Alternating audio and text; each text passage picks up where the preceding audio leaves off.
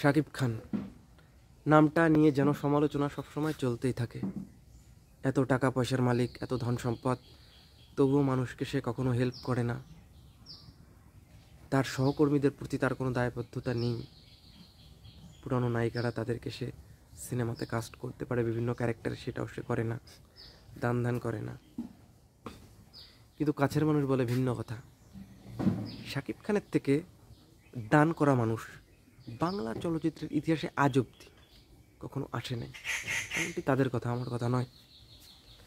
Recently আপনারা দেখেছেন যে তাণ্ডবের শুটিংয়ে স্টান্টম্যান মনিরের যে ঘটনাটা ঘটিয়ে গিয়েছে, গোটা বাংলাদেশ শোকাস্তব্ধ, এবং সেখানে দাঁড়িয়ে শাকিব খান মনিরের ফ্যামিলিকে রীতিমতো 4 লাখ টাকা দিলেন।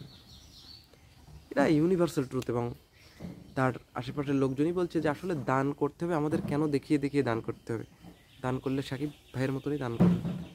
আমার যেটা ধর্মীয় বিধান অনুযায়ী আমি ডান হাত দিয়ে দান করব, আমার বাঁ হাত জানবে না আমি দান করেছি।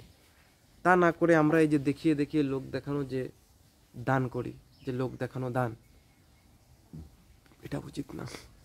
এবং এই লোক দেখানো দানগুলোই কিন্তু সমাজে বৈষম্য ক্রিয়েট করে। এই লোক দেখানো দানগুলোই কিন্তু মানুষের কাছে আপনার গ্রহণযোগ্যতা কমিয়ে দেয়। শাকিব খান কিন্তু সেখানে ভিন্ন পথে হেঁটেছে।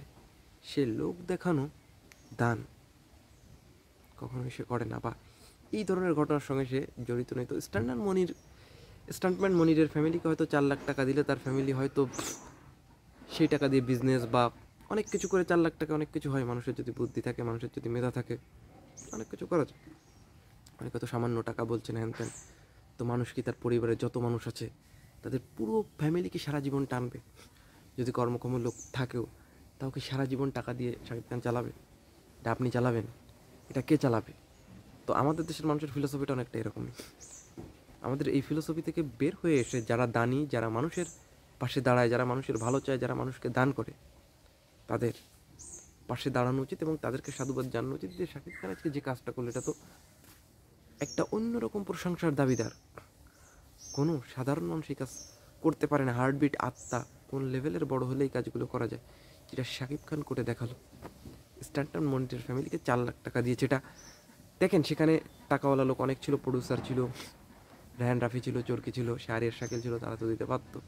কই, তারা দিয়েছে? শাহরিয়ার শাকিল কি কম টাকার মালিক? রায়হান রাফিও কি 1 লাখ টাকা দিতে পারতো না? কেউ দিনে। It is called Shakib Khan. তত দানের ক্ষেত্রে মানুষের ভিন্ন ভিন্ন থট, বিভিন্ন রকম সাইডে থাকবে।